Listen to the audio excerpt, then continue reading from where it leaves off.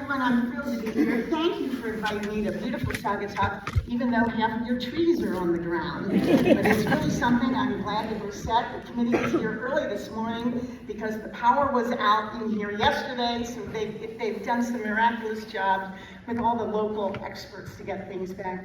My name is Claire Dahl. I'm a retired advanced placement U.S. history teacher from Ann Arbor Pioneer High School.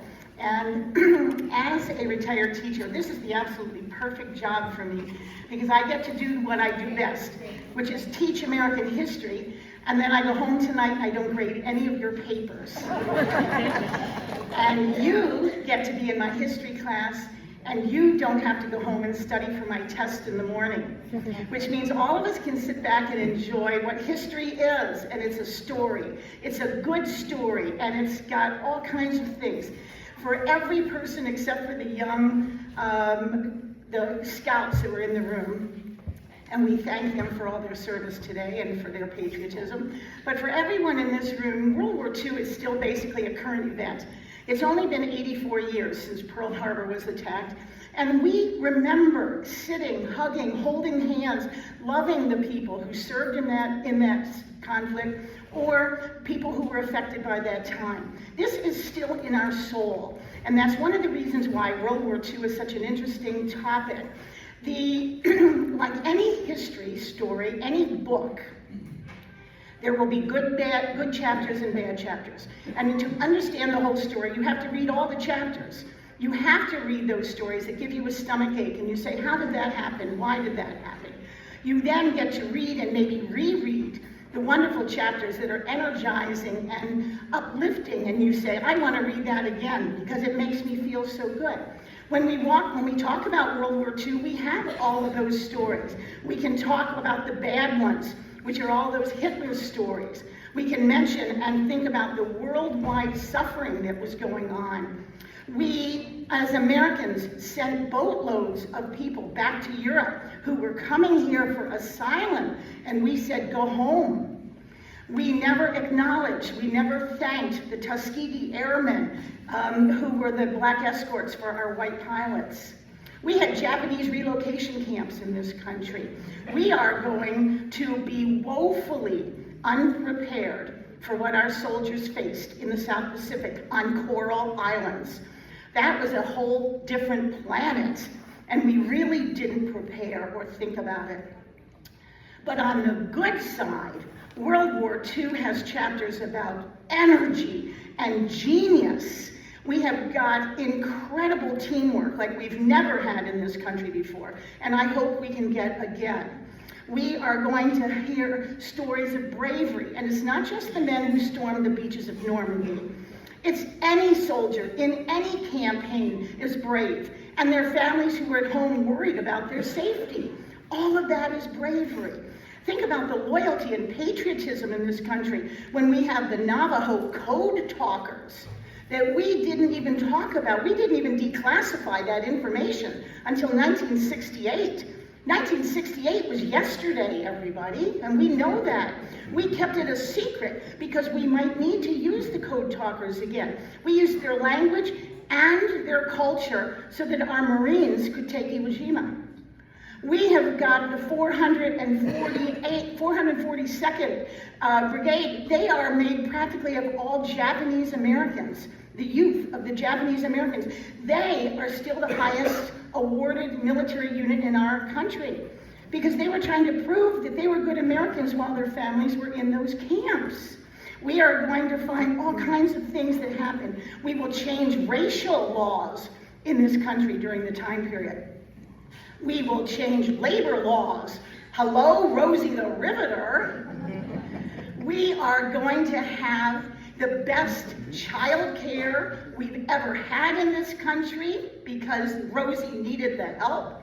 We are going to have an ultimate victory, but that victory comes at the cost of a horrific atomic bomb. So you've got the chapters that are good and the bad ones, but to understand it, you have to read it all just like you read a good book to understand it all. So let's get on and look. When we talk about World War II, we need to start at the First World War. Well, really, the war to end all wars, the Great War of 1914 to 1918. America was only in it for a very short amount of time. But we learned two lessons while we were there. The first was that if there would ever be another world conflict, the weapon of choice, excuse me, the weapon of choice would be the airplane, because no government would ever again put their soldiers into trenches. It made no sense. The second lesson we learned was that if there would ever be another world conflict, America would not be involved. We would never again go over there. We didn't define where over there was. We didn't care where over there was. America was not going to put her nose in their business. And we brought our soldiers home. We had a very isolationist Congress at that point. They passed almost unbelievably strict immigration laws, almost unbreakable neutrality laws. We never signed the Treaty of Versailles because we wanted friends. We didn't want treaties and promises that we would have to keep. So we very arrogantly demanded a separate peace treaty between Germany and the United States. And when that paper was signed, we brought our troops home. We brought them home to an America that was never going to go over there, convinced ourselves we were forever safe because we had an ocean on both sides of us. No one would ever sneak up on us. And what we will do is celebrate the fact that we are alive and that that conflict is over. We just danced right into the roaring 20s. And one of the things about those early 1920s is that we will have barnstorming going all over this country, explaining and entertaining everybody about the future of this wonderful thing called the airplane. We are going to entertain ourselves, and we're going to realize that there will be military advantages to something like this. But it's the early roaring 20s, and we're not doing anything but celebrating and having fun, because that horrible conflict is over. And then in 1926, Army General Billy Mitchell accused the Army, the War, the Navy of treasonable administration of our national defense budget, because he said they are putting all their money, all their time, all their thinking into battleships instead of aircraft carriers. And we all know what an aircraft carrier is. It's a floating runway for the weapon of the future. They didn't like what he said. They court-martialed him for insubordination. Basically, he was put on trial for embarrassing the military. He was found guilty. He was stripped of all his medals, his pension, his pay. He was told to disappear for 5 years. Billy Mitchell quit. He said, forget it, I'm not going to deal with this. He continued to talk about the importance of an Air Force. Today, he's considered the father of the modern Air Force. And therefore, you Air Force men know all about Billy Mitchell. And if you've ever flown out of Milwaukee Airport, you have flown out of Billy Mitchell Airport. Anyway, he lost everything, but he didn't lose his reputation. People listened to him. He continued to talk through the 20s, and we're going to continue to party and dance, but we hear him in the background. And then in 1929, with the crash of the stock market, every dance and every party in this country stops. We now, as a nation, put on blinders and we just slog into those depressing years, every family worrying about daily survival. Just, let's get through today. Let's get through. We're not worrying about the bigger world. We just have to survive all these years. And then all of a sudden, 1937, Japan will invade China. And that will start World War II officially. So suddenly the Great War of 1914, which was the war to end all wars, has a new name. It's no longer the Great War. It's now World War I, because this is World War II. And America doesn't worry too much about it. We're still in the 30s. This is 1937. We've got our own individual problems. We're not worrying. It's over there. Most of us have never traveled to the Far East. We can't pronounce the names of the cities where the action is taking. So we don't lose sleep over it. But that next year, 1938, the Army, or the military, and the airplane companies, the national government is going to have a competition between all of the airplane companies. Who can make the biggest, fastest, scariest, baddest airplane at all for the future? It is the B-24 bomber, and it will be produced and designed and made by Consolidated Air in San Diego, California. It was a monster. Now, right here, the wingspan is 110 feet. That, to put into perspective, is 1/3 of a football field. That shows you how big this was. 4 great big engines, guns in the nose at the top, the race gunner out that window, another race gunner out that one, a tail gunner, and then underneath the whole thing, a bomb bay that held 8,000 pounds of bombs. It went 300 miles an hour, which was very fast in these days. It went 3,000 miles without needing any kind of refueling. It was the monster. It was the winner. But it was taking 1 month to make each one because they were making them one at a time. So San Diego was making one bomber for a whole month, sell it to the Army, ferry it to some base, start all over at step 1. Another whole month, one bomber, sell it to the Army, ferry it to the base. That is okay. This is 1937. We have all the time in the world. This can continue on like this. The B-24 is the future. And the future is way out there. Until the next year, 1939, when Hitler invades Poland. And that opens up the World War II theater of war. And again, Americans don't spend a lot of time worrying about it. It's Eastern Europe. It's mostly not something that we worry about. We know about it because we have newspapers and magazines and radio. We are going to the movies on Saturday afternoons to listen to the newsreels. We know it's happening, but it's not keeping us awake at night. 1939, he invades Poland. And then Poland fights by itself for 1 whole year. And then when Poland falls, when Poland surrenders, Hitler turns his guns and he just walks right into Norway, Netherlands, Luxembourg, Belgium, France. And when France fell and Americans saw the pictures of the swastika hanging from the top of the Eiffel Tower, we paid attention because Americans love Paris. That's about the only reason. It got our attention. And so now we are going to know what is going on. Because as I said, there's a lot of coverage.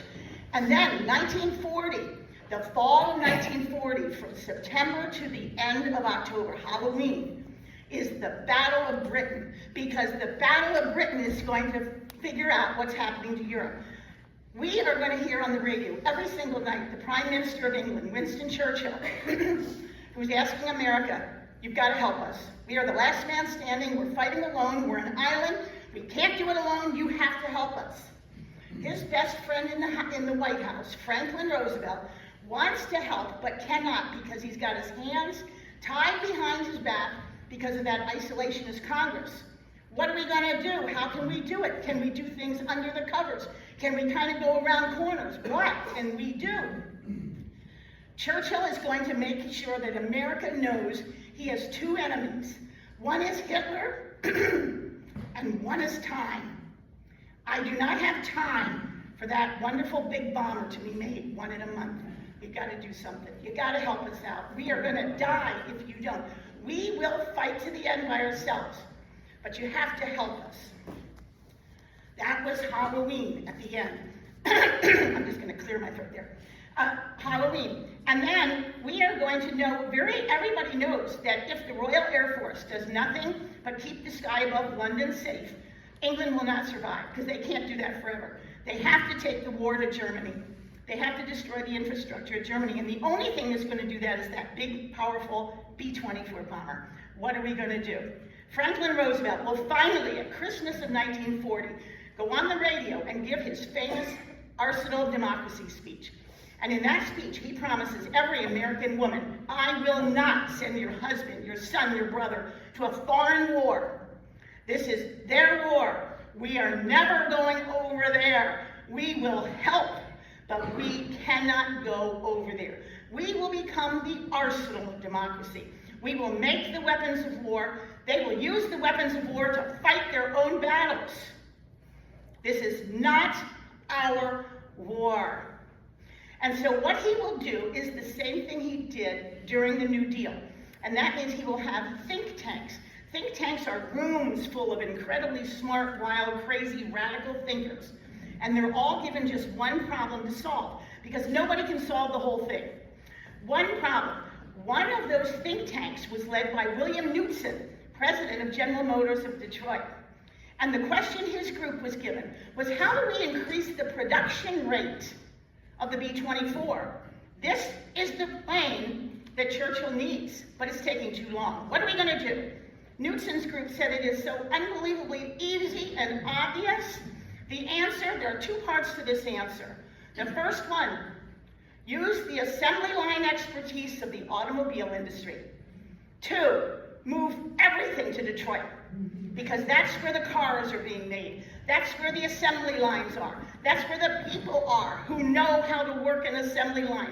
We can convert car assembly lines and truck assembly lines to be airplane assembly lines. Oh no, you can't. It's never been done. You're right, it's never been done, but it can be done. So that's what we're going to do. And we're going to need to have people stand up. He needs to wake up America at this point to say, what are we going to do? They're going to do some incredible planning. They're going to bring Jimmy Doolittle, who of course is famous from the Doolittle raid in '42, when he goes off of the USS Hornet, the aircraft carrier, for his first raid against Japan. They're going to bring Doolittle out of reserve duty, put him on active duty in downtown Detroit, and his job is to perform a shotgun marriage between the Army, between the automobile industry and the Army and the airplane. And the whole point is, you know what a shotgun marriage is. You grab him by the neck, you look him in the eyeballs, and you say, do it now. And so that's what they're going to do. And you've got Jimmy Doolittle saying that. People are listening. They need something else to wake America up, because we're still sitting there with these blinders on. Not as much because of London. As you know, Americans love London more than we love Paris. That's why we paid attention to Churchill, who was talking to us on the radio every single night in English. We paid attention. But anyway, we are going to need something that still wakes us up. We need a name. And we're going to need money, and we're going to need land, because we can't do it all just by converting the car industry. We're going to need to build bomber plants too. We've got to do it all. The name that is everybody on the whole planet knows is Henry Ford, because in 1908, when he made his Model T, the headlines on every newspaper around the globe said, "Move to Detroit, Ford pays $5 a day." Now the headlines are going to say, "Move to Detroit, Ford is paying $1 an hour." All right, on the tail of the Depression, that was gold. Not only have we heard the name before, and we know that Henry Ford gave good jobs, and he's got good pay, we paid attention. What's he talking about? Henry Ford also owned almost all the land in Washtenaw County to build a new plant, and we're going to have all that, and he's got the money. So once he's used the name Henry Ford, we're going to be okay. Henry Ford was one of the biggest isolationists in our country.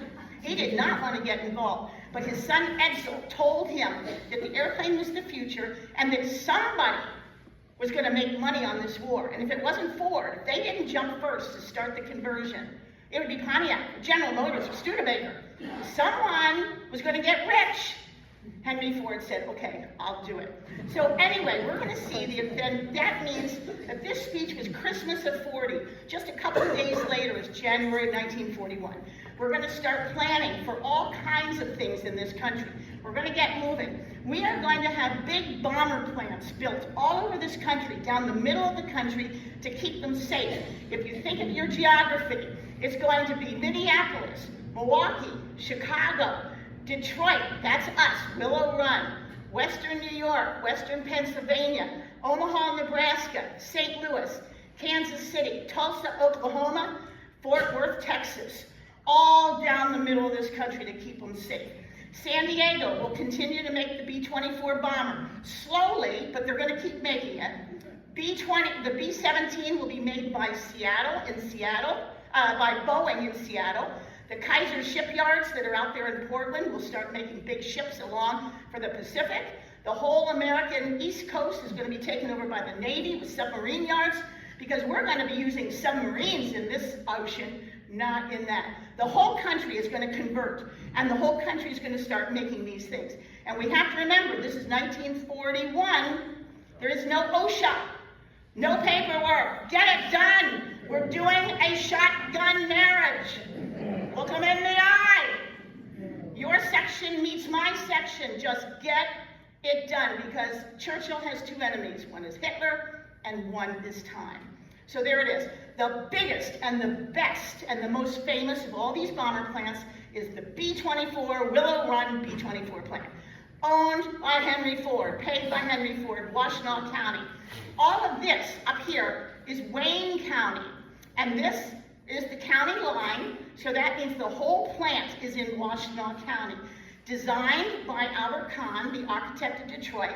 Straight lines, big windows for ventilation and lighting. It's going to be incredibly experimental. No one thought they could do it.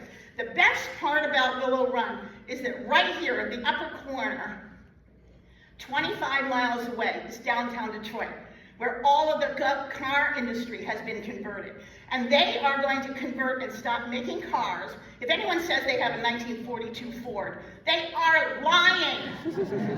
Detroit made airplane and Jeep and tanks and everything that you can think of down there for the military. But they are going to be making it all down there. We are going to also be making loads of things. All of these small areas are manufacturing rooms where we are making big, big things and putting things together. The most important part about Willow Run is that we are complete assembly. We will put all of these parts together like a big jigsaw, and they will fly out of Willow Run.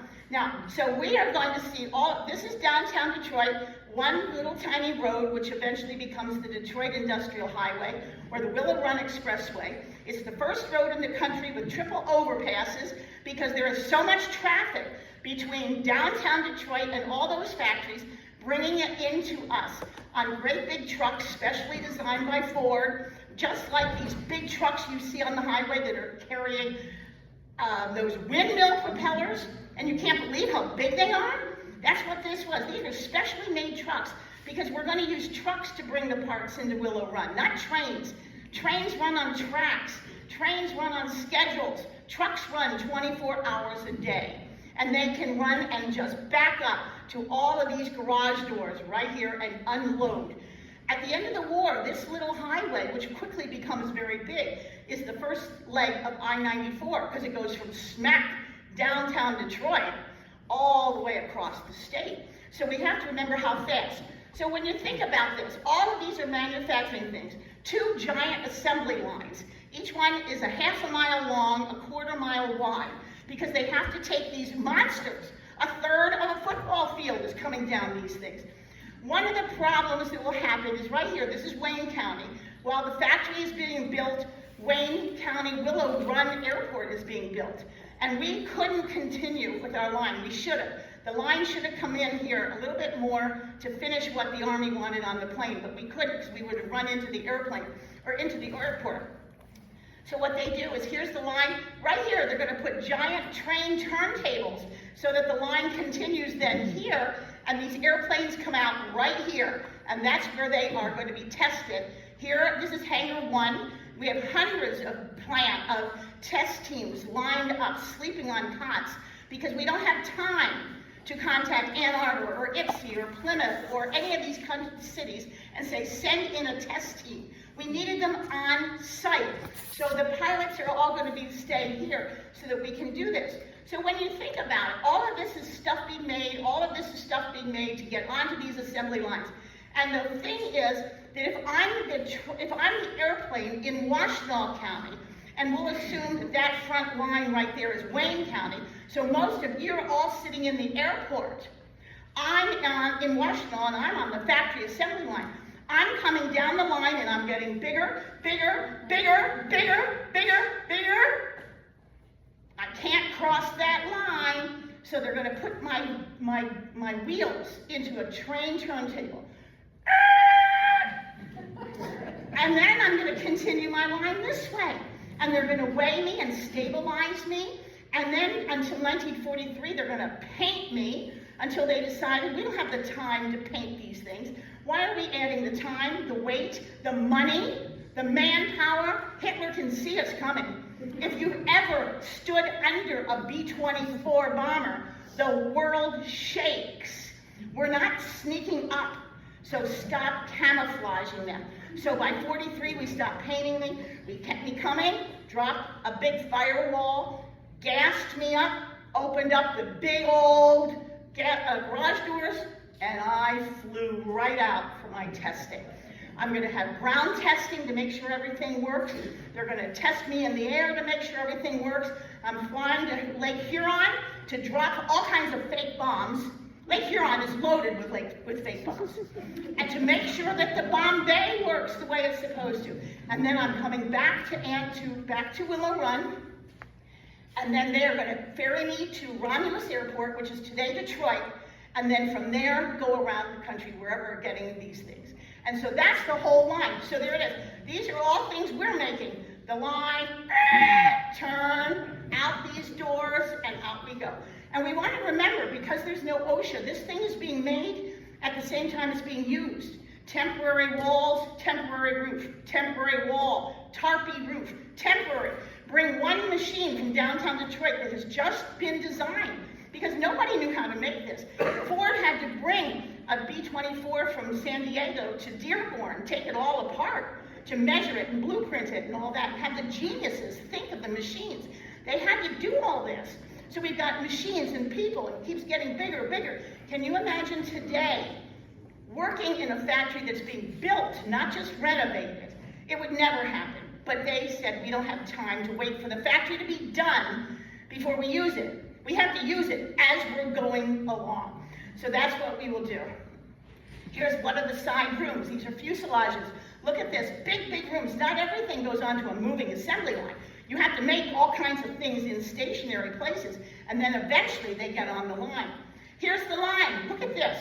And right down the middle, a great big ditch. Down the ditch, a chain. Every airplane had a hook on it to help it move. Because remember, this is 1941. You've got people moving these things, not people and robots, like if you go to the Rouge today. It's got to be done.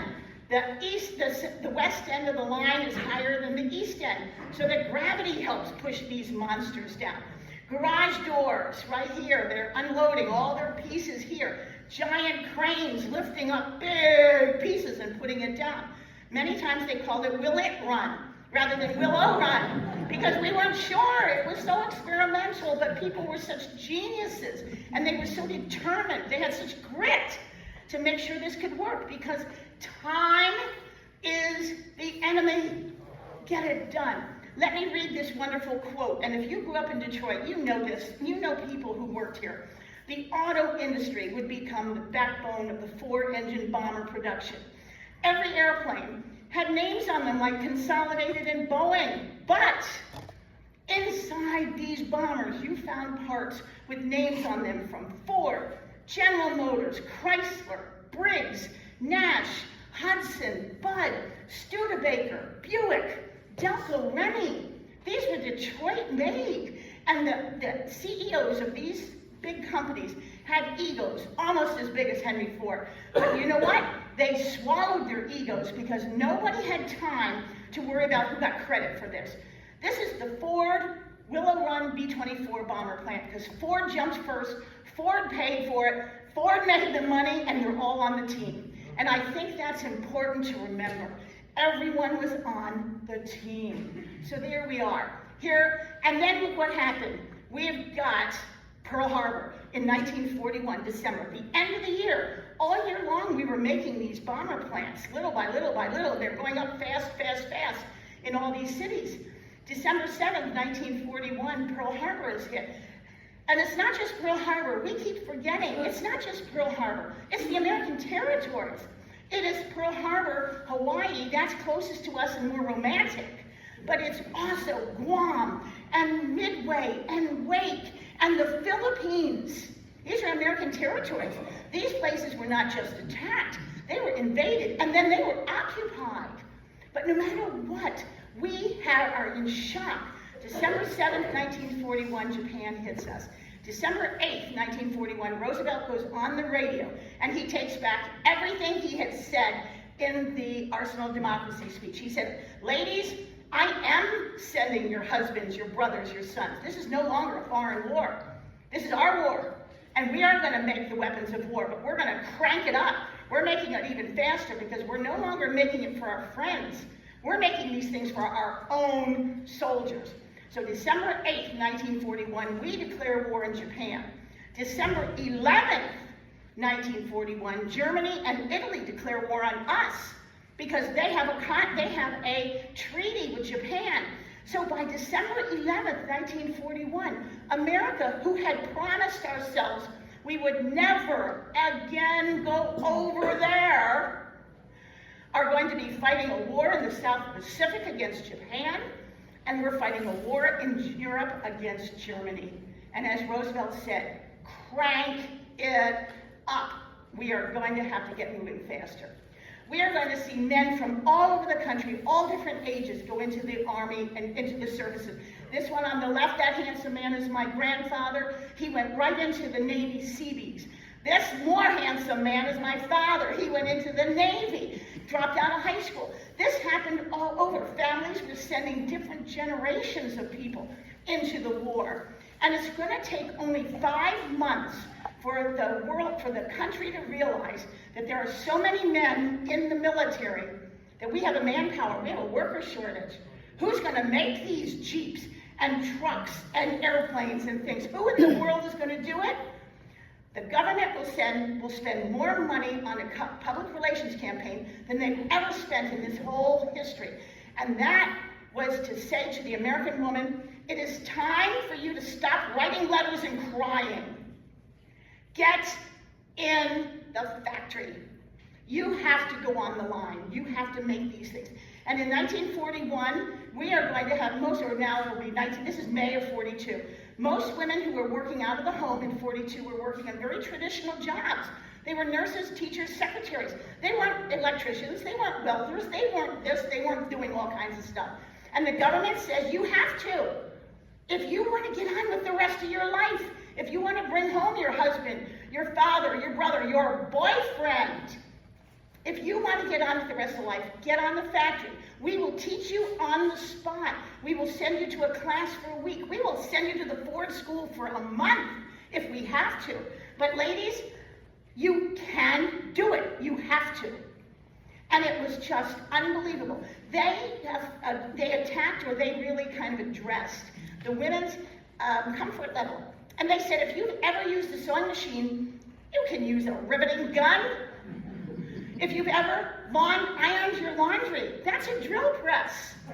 If you've ever followed a recipe, you can load shell. Hey, if you've ever folded laundry, you can fold a parachute.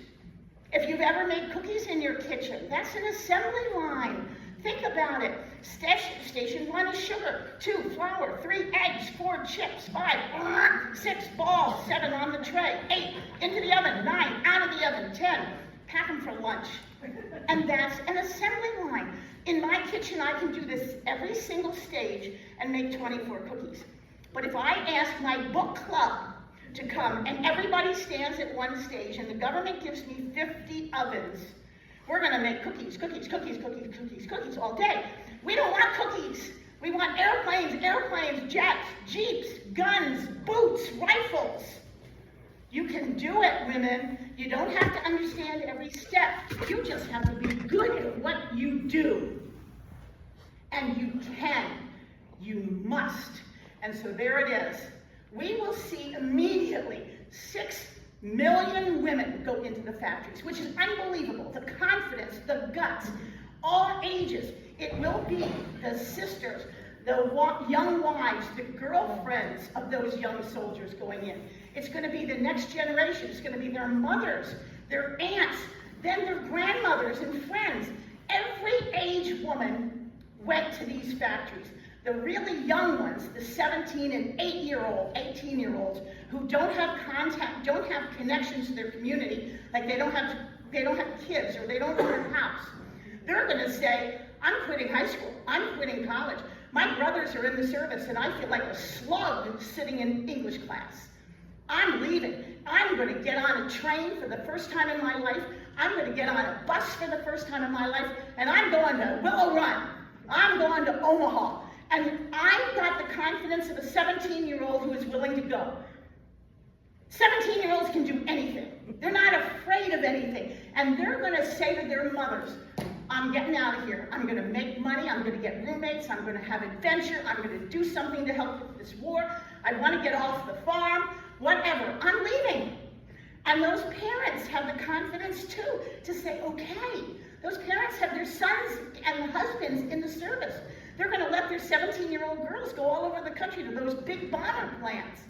Everybody else, the next level, the wives, the grandmothers, the aunts, a lot of the friends, they're the ones that will go to the factories in town. They are the ones that will carpool to the factory. They will walk. They will take the streetcar. They'll take about 5 streetcars and transfer. They stay locally, but these young ones are going to go all over the country. They promise their parents they'll be okay because they trust the U.S. government will give them a job and good money, and they're going to just do it. Who are you going to live with? I don't know. It doesn't matter, Mom. I'm going to be fine. Now, this is Georgia from Kentucky. I'm part of the Veterans History Project, which means I get to go around and interview these old, wonderful ladies. And I say old ladies like darling Sylvia, who's 100, and I say it with love. They are. If you were 17 years old when you went into the factories during those years, you are at least 101, because 17 years plus 84 is 101. They are today between the ages of 98 and 105. And so therefore, it's just unbelievable. And I get to go get their stories because they are primary documentation of American history. They know what it was like. They know what they did, how they got that job, what they did. And it's fantastic. I went down to Kentucky to get her story. She left high school. She did what everybody else did. 1 suitcase and got on that train and went to Willow Run, not knowing what to think. Just that I'm gonna do it. It's fantastic. Now, she was down there and she met 3 friends. There are two other friends, girls who came up from Kentucky. They didn't know each other at all, ever. But they were roommates there and they became lifelong best friends. And that is just unbelievable. This is Georgia. I got her story. That's Myrtle and that's Eloise. I also had her story. So I got to interview 2 of the 3. Myrtle had died before I got to her. But all of them became best friends. They loved working at Willow Run. And one of the interesting things is that within 2 months, Georgia and Myrtle became family, sisters-in-law, because in World War II, everyone fell in love in 1 week and they married each other's brothers. So look at this. In 2 months, not only roommates, Georgia and Myrtle are going to be sisters-in-law. And it's just fantastic. And then when we were making so many airplanes at Willow Run that they started to pink slip and send people home, these 3 were sent back to Kentucky. And it took just a week for Eloise right here to say, I gotta get out of here. I cannot do it. She's on the interview when I talked to her, she slammed the table and she said to her mother, Mom, I can't do this no more. I've been to the big city. I've been to Ipsy. And so she contacted Myrtle and Georgia and said, are you dying? Or do you want to get out of here? Do you want a new job? Yes, let's go. So they again had the confidence to get on a bus with a black banner, had no idea where they were going. They didn't care. They just knew they'd be fine. They were together and they could take care of anything. They got off that bus in Oak Ridge, Tennessee, where the bomb was being made. They became Calutron girls, standing behind a big black tube with a little itty-bitty window all day, and all they did was turn the dials to keep the flame blue, orange, yellow. They had no idea what they were doing. Oak Ridge, Tennessee was Secret City. It wasn't even on a map. You couldn't send letters in, you couldn't send letters home. Nobody knew what it was. It was a black hole if you went to visit there or if you went to work there. There was nothing going on. They had no idea what they were doing until the war was over, when they said, thank you, when the bomb was dropped. Thank you, Oak Ridge, for the bomb. Ah, is that what I was doing? Yes, it is. I've interviewed some of these women. They said, I've been married to Joe for 67 years. He still doesn't know what I did because I promised the government I wouldn't talk. And that was a whole generation of people who kept their promises. They didn't talk. Joe doesn't know what she did at Oak Ridge, even though today it wouldn't matter. She promised that she wouldn't talk. And it was just unbelievable. They enjoyed working at Oak Ridge, at Willow Run, much more than Oak Ridge, because Willow Run, they knew what was happening. They could see the end of the line. And at Oak Ridge, they had no idea. But it was still incredible, and that's why we need their stories. Rosie the Riveter, just like G.I. Joe, is an umbrella term for any random soldier. Rosie the Riveter is an umbrella term for any woman who worked in any job, in any factory, in any city, for any amount of time during World War II. Now let me do that again, because many of these women think they had to look like me with a rivet, with a bandana, and hold a riveting gun, and that's not true.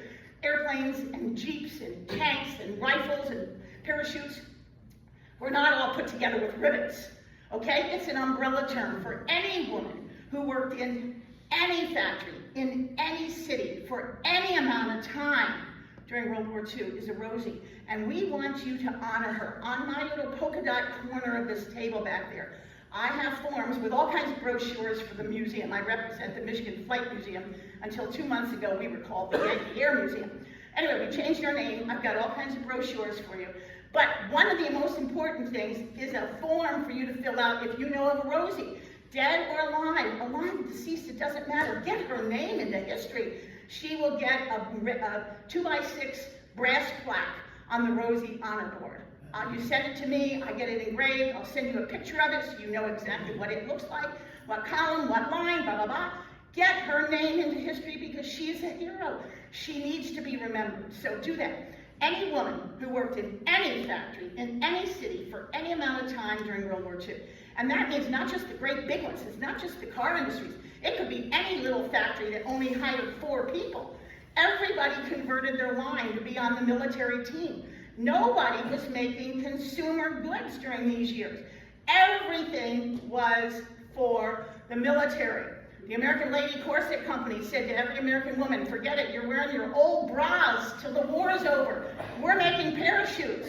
Hershey is not going to be making candy because it's using too much rationed sugar. It's using foil. Every kid in this country was collecting tin cans and old pots and old forks and spoons. You can't wrap candy in foil.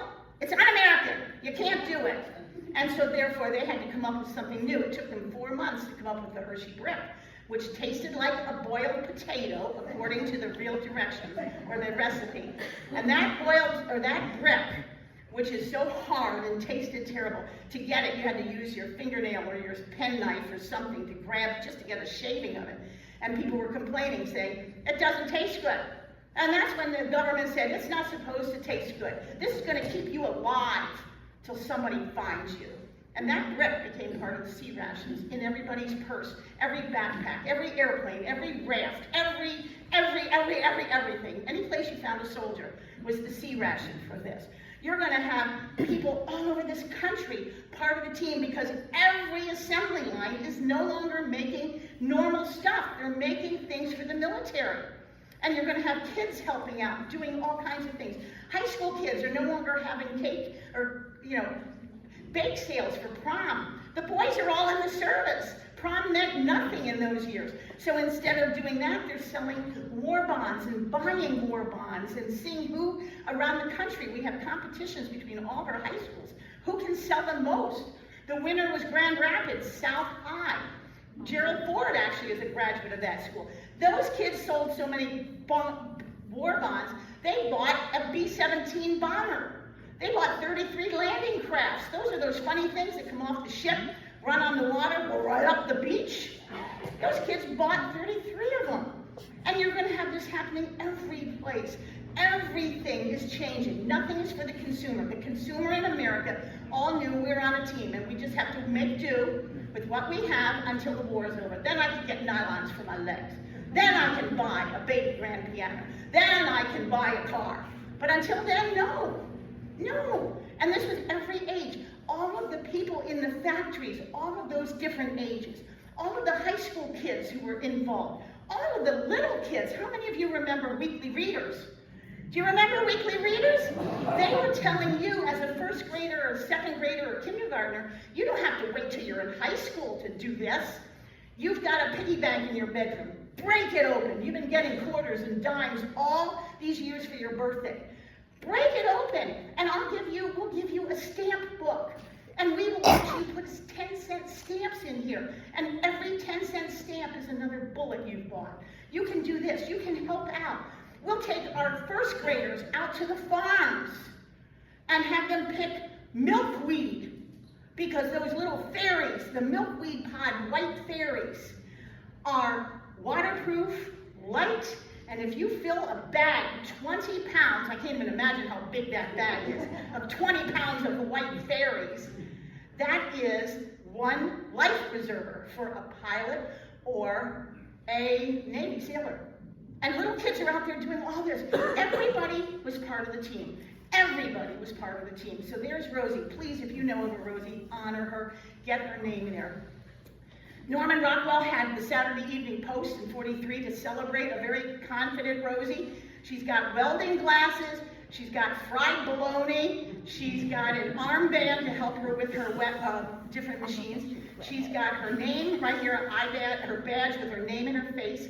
She's wearing an E for Excellence. I have an E for Excellence. It's the Army's award, basically, for doing a good job. That's what it is. No money, no pay that came with it. It's just thank you for being part of the team and doing what we asked, for meeting your quota. It was started during the Revolutionary War by George Washington.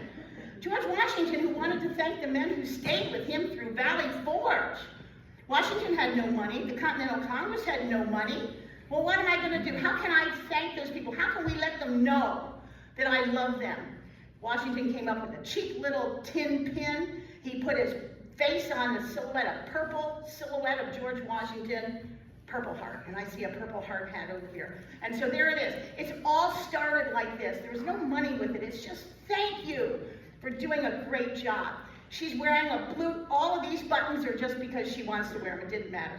She's wearing a blue suit because if she had a messy job, these were wonderful. They kept it clean and they got the biggest pockets in the world. But you didn't have to wear them. If you didn't have a messy job, who cared? Wear what you want to wear. She's got her lunchbox. I have my lunchbox right up here in front. She's got a giant riveting gun. A riveting gun is normally the size of a pistol. This is showing that Rosie can do anything. She's got red socks because red is just plain cool. You've got penny loafers because we didn't have steel-tip boots for women, so they had to have their toes covered. So it's usually saddle shoes or loafers. And she's got her foot resting on Hitler's Mein Kampf. Look at that. So she's not just confident in what she can do at the factory, she's confident she's going to stamp him out. So there it is. A couple months later, he had a different one. This is called Rosie to the Rescue.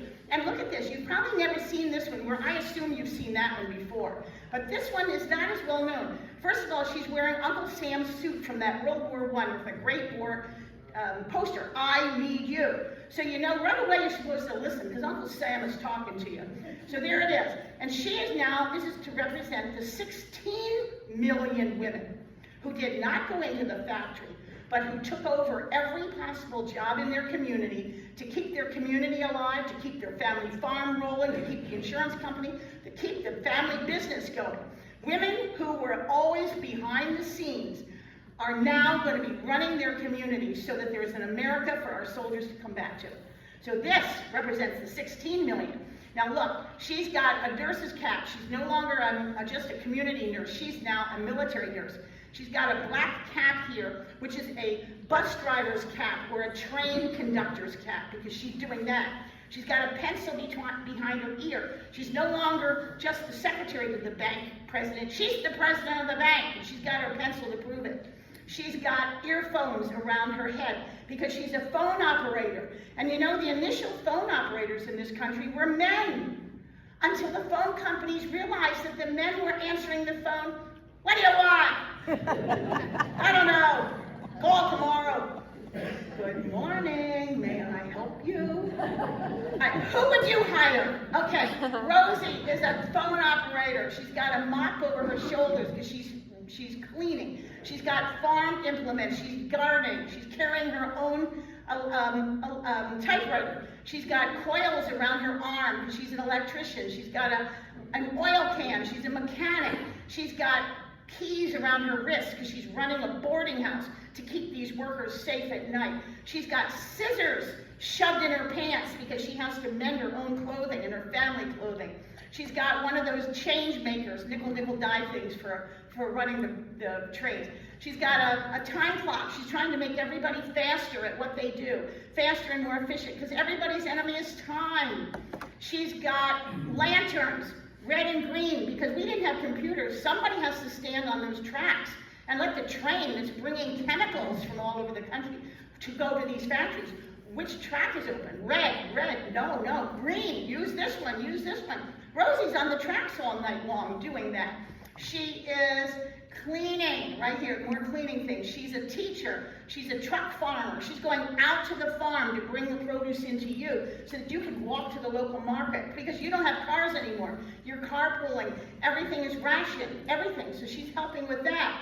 She's running because Rosie doesn't have time to walk. But look at this. On her way home, she has time to deliver milk. Are you kidding me?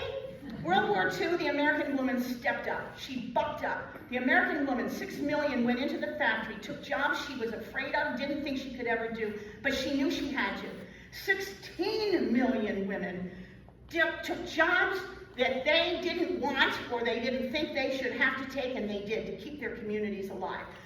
Everybody has to thank the American woman. Here it is. Look at the different kinds of posters. You see them. The girl he left behind is still behind him. She's a wow. Look at that. Soldiers without guns. Use it, wear it, make it do. That's why she had scissors in her pants. Look at this. Do less, because we've got to ration things to help them. Here's the riveting, 2-person job. There's the riveter, and there's her bucker. And look, a bucker is the person, the rivet goes through the airplane and through a hole that's already been made, and the bucker is pushing on it with her arm strength to bulge it so it never comes out the hole. You don't want to put airplanes together with nuts and bolts and screws that are going to loosen and fall off over the ocean. Once it's riveted, it's never coming off. And so that's what we talk about. But look, you'll notice these are 2 black women. And I say we changed racial laws in this country. We have to thank the black women and the activists of Washington, D.C., who went to Roosevelt in 1942, 1943, the height of segregation, and said, I don't have the time, the money, or the patience to always be at the back of the line, to be always back there and to hope that some random hiring agent will give me a job. I have a son in the Tuskegee Airmen. I have a son who is wearing the uniform of an American soldier. He's in a segregated unit, but he's fighting and bleeding and fighting and just as much as everyone else. I don't have the time, the money, or the patience to go around these big plants and wait. I want to help bring him home. And so they threatened a national strike of support workers. And Roosevelt said, I don't have time for a national strike. I'm running a war. And they said, you're right, you're running a war. Sign the executive order. I want equal time. And so he signed executive order 8802. For the first time, we have equal employment in this country. Equal pay for equal work, black and white men and women. It was an unbelievable success, and it changed the labor market in this country. And those women could go to the local factories and get a job or get on or do whatever, the way they should. They should never have had to be at the back and hope for a job. So there we do. We changed these laws. Child care. We had to help women get child care because in the 40s there was nothing even called child care. If I had to go to the dentist and leave my own kids alone for an hour, I left them with my mother and my aunt, my sister who lived next door, or grandma who lived upstairs. I had no babysitting issues, but now you're asking me to do 9 hours a day, 6 days a week, 3 hours maybe from my house? What am I going to do with my kids? You've got to give me a reason to help. You've got to help me. So this is the Lanham Act. For the first time, federal money is sent to communities to set up child care, whether it's one room in the church, one room at the school, your back bedroom, the garage.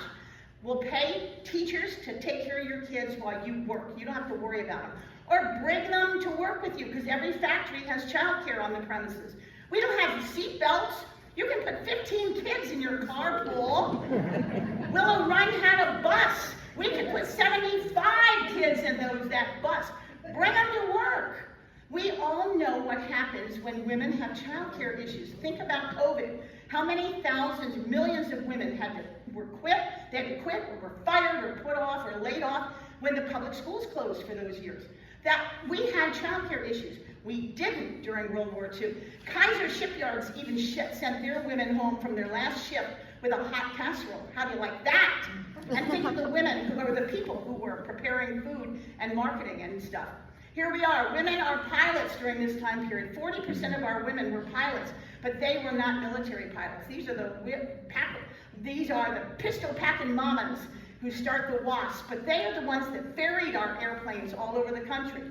And here's the plane coming out. Here it is, 110 feet coming out one of our big doors.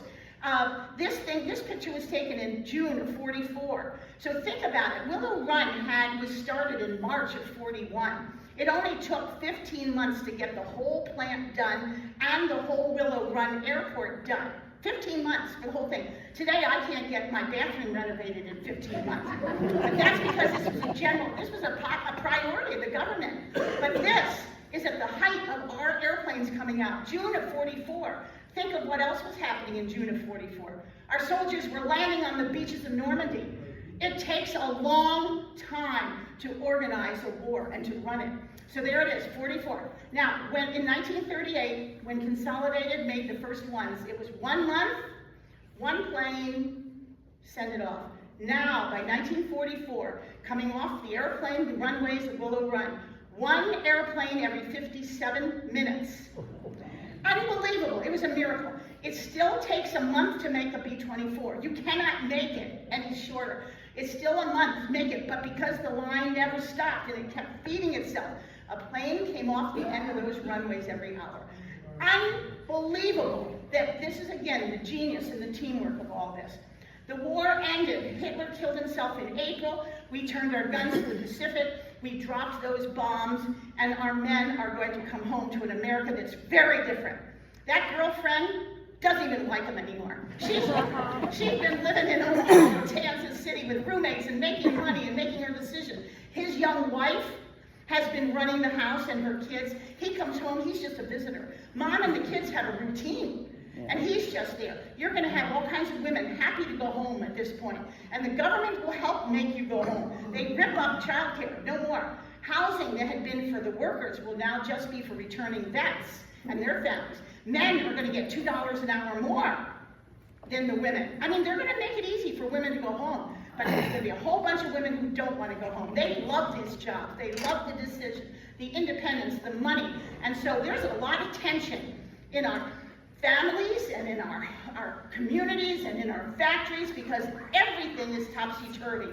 And these men are going to say, well, you mean I've been a soldier for 5 years and I come home and I don't have a girlfriend and I don't have a job because she won't give back my job? What are you going to do for me? That's when they signed the GI Bill. And a lot of these men went to college for the first time. They never thought they could, never thought they expected to, didn't think they could afford it. But one of the black chapters of American history, one of these the ones we don't want to think about, the GI Bill was for white soldiers only. And those black soldiers came home to an America where they couldn't send their kids to the public schools. They couldn't get a library card. They couldn't go in the front door of the movie theater. They couldn't get government housing insurance. They couldn't get government employment or disability. It didn't matter. They didn't get anything from that. And they had been wearing those uniforms proudly. It's one of these chapters we have to know. It is a shameful chapter of American history.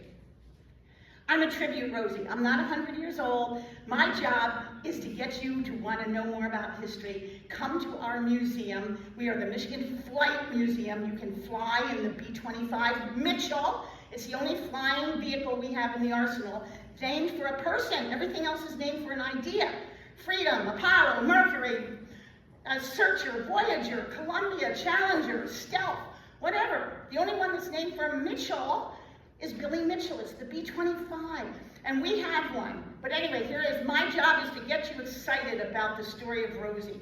We have a B-25. You can fly in it. The name of it is Rosie's Reply. We got it back from Canada. It had been a trainer. Kalita Air painted it back to its original colors, which is wonderful. And it did not come with any nose art, and we refused to put a pinup girl on the nose. Bikini-clad pinup girl. We said, no, So she has, our plane is called Rosie's Reply, looking you in the eyeballs, and she's got her riveting gun. And she's celebrating and honoring the 6 million in the factory and the 16 million who kept America alive in their communities during that time. Our pilot, Dulaine, is the only woman in the country certified to fly a warbird, which is exciting. And if you fly on the warbird, I do, I'm on the B-25 team, we have to be in daylight because these warbirds can't fly at night. But anyway, you can buy tickets to be there. You can also buy tickets to fly on our Huey, the helicopter from Vietnam, or the C-47, the cargo parachute plane from the 40s. Come, fly. Okay, I have the brochures on the table. Okay, this is the wonderful display at our museum. Come see how wonderful it is. And these are just some of the women that I've interviewed on these things. Eloise, she's the one that was one of those 3 who worked both at Willow Run and Oak Ridge. Her story is fantastic. Georgia came and she worked on the back. The tail fins of the 24 are fabric. What she did the whole time was put her hand in great big vats of glue and just smeared glue on the fabric to stabilize it. No glasses, no mask, no gloves, and she was just fine, but that's what Georgia did. Amy came and she worked on the M7 Director, which is an anti-aircraft gun, and she was trained right on the spot, and they said, you've got blue wire, follow the blue line. That's all you have to do, just follow the line. Don't talk to your neighbor and don't electrocute yourself. That was her training. Amy lived to be 102, so she followed the directions. Sue, 101, she went from Swananomi, North Carolina, and she took the train to Alexandria, Virginia to work in the Navy submarine yard, working on the torpedoes. It was the first time she'd ever been on a train, first time she'd left her state. She went to the Navy at this point, the guts, it's just wonderful. Clara is such an important person. She worked at Briggs as a riveter, that Ford Motor has put a bench on Belle Isle for her honor. So if you're on Belle Isle, go look for her bench and sit on it and thank Rosie for doing what she did. This is Betty. She worked in West Virginia at the train island, deciding where trains were taking chemicals all over the state without a computer. She had little pieces of paper. She had to decide how to make sure these trains got where they wanted to go. They told women, figure it out. This is your job, figure it out. And the women did. It was great. We've got Libby from South Bend, Indiana. She checked the carburetors all day. That's what she did. She's still alive. Most of these are still alive. We've got Flo on the left. She joined the Navy after being a riveter. We've got Virginia. She joined the Coast Guard after being a riveter. These women were wonderful.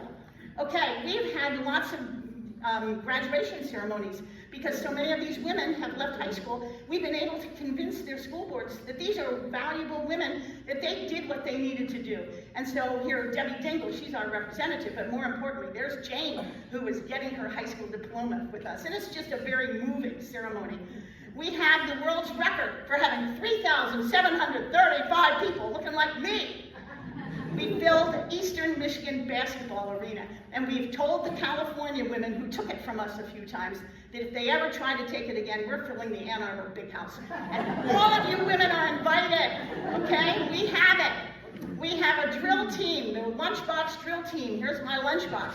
And we go all over to different parades talking about Willow Run and everything else. Let's pretend you're on the drill team for a minute, and I'm gonna give you the drill. You just answer me back with your outside voices.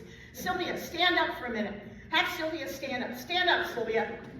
Okay, here we go. Ready? Uncle Sam has gone to war. Uncle Sam has gone to war. He needs workers, many more. He needs workers, many more. Rosie will work day and night. Rosie will work day and night. Build a bomber, join the fight. Build a bomber, join the fight. Rosie on the rivet line. Rosie on the rivet line. Working lots lots of overtime. Working lots of overtime. We can make those bombers fly. We can make those bombers fly. Bringing back our guys alive. Bringing back our guys alive. Rosie's our red, white, and blue. Rosie's our red, white, and blue. A grateful nation honors you.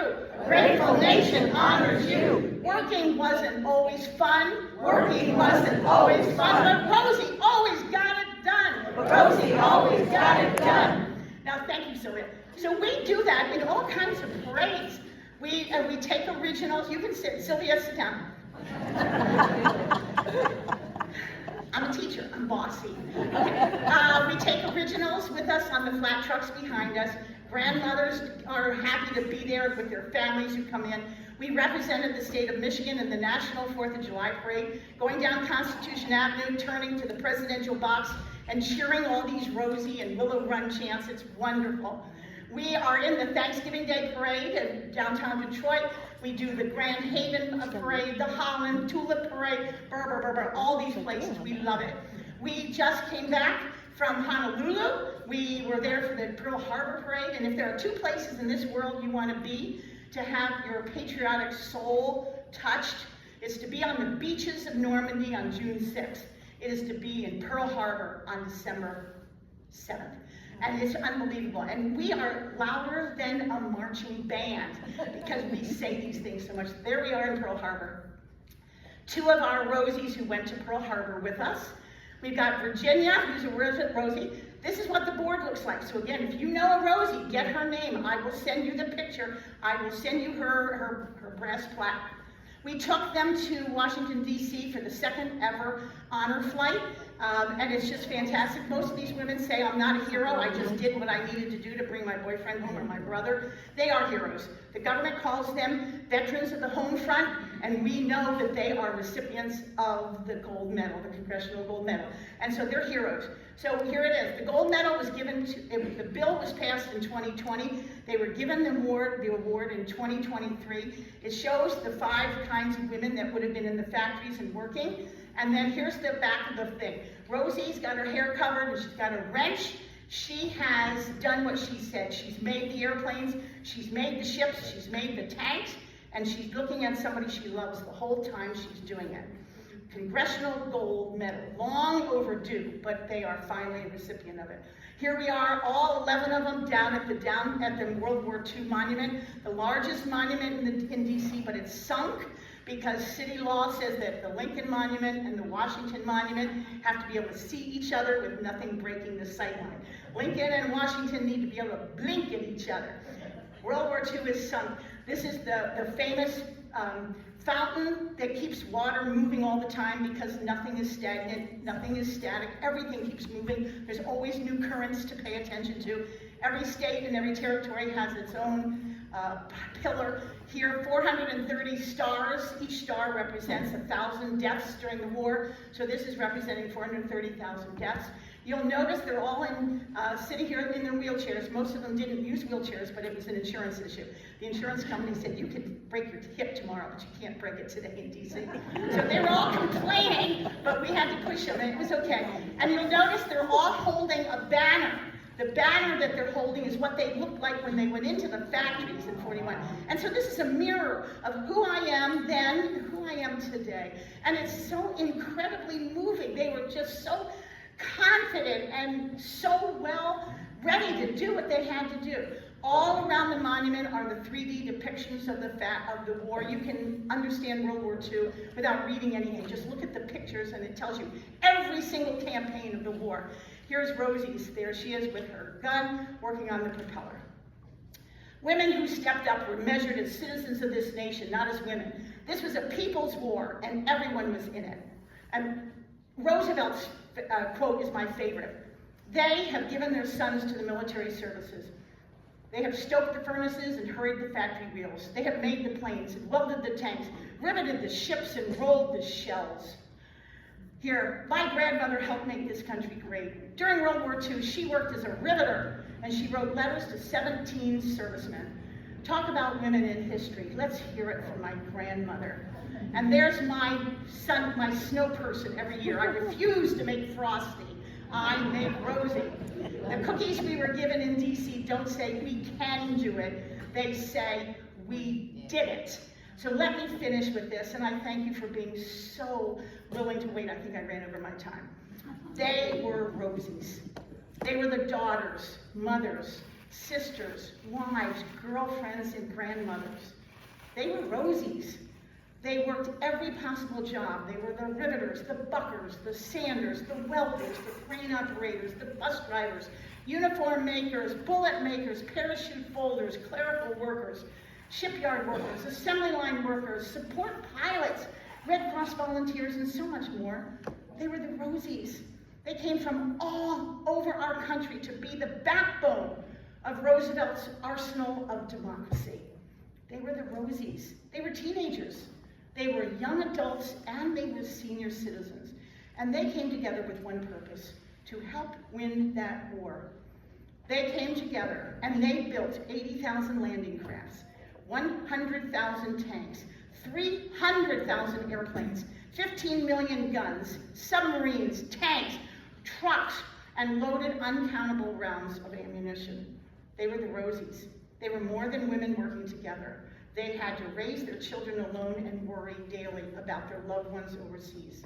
They were the Rosies. They helped fight the war, they helped win the war. And when we celebrate our World War II veterans who are disappearing daily by the thousands, we have to celebrate and honor our World War II Rosies who are also disappearing every day by the thousands, because they were a vital part of our victorious World War II team. Thank you, everybody. Thank you. Woo!